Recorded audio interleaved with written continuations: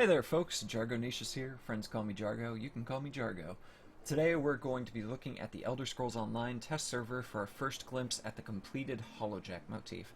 The Hollowjack motif will become available during the Halloween event.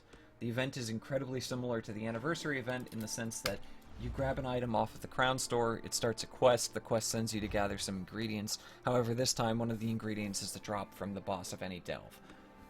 Once you've completed the quest, you get a memento. The memento allows you to transform into a skeleton. The skeleton buff will double your EXP for 2 hours and allow any delve boss that drops loot for you to have a chance of dropping a purple container.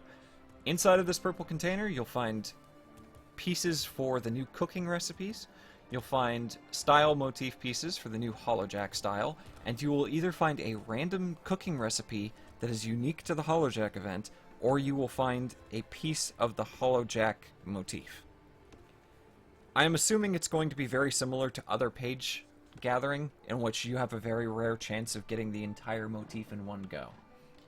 So I went around on the test server and gathered up all of the motif pages so that we could have a nice little look at the armor before it's released. So what I'm wearing now is the heavy Hollowjack style with the Hollowjack shield and Hollowjack dagger. I decided to craft all of these in iron because these high tier motifs, typically they don't change in appearance as you use higher level material. They just change in color. So this is the heavy armor with the dagger, like I just said. Let's equip the axe. The axe is pretty nice as well. Alright, let's equip the mace. The mace is my personal favorite. It looks like a very strange pickaxe made out of bone. The sword.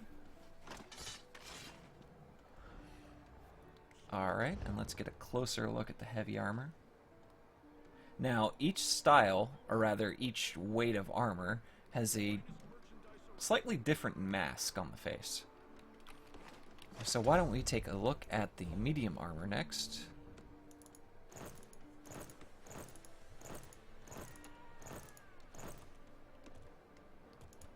And medium armor wouldn't be complete without a bow. So as you can see, it's fairly similar to the heavy.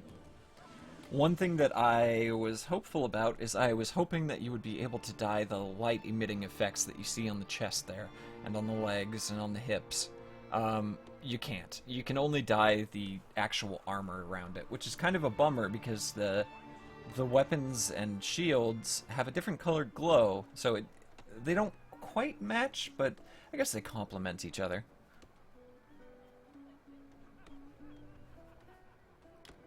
Now, I decided to be a perfectionist, and when I crafted the light armor, I decided, okay, I'll make the jerkin and the robe. So let's start with the robe. And of course, no light armor would be complete without a staff.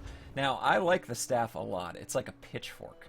And I like this style of robe where it's not draped onto the ground. It's just draped beyond the knee.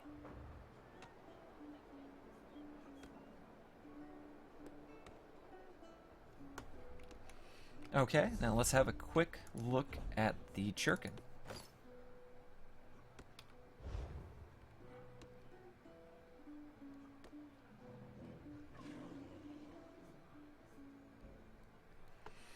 Alright, now in my opinion, this is one of my favorite sets so far, so I'm definitely going to have to take the time to gather this once this event hits live.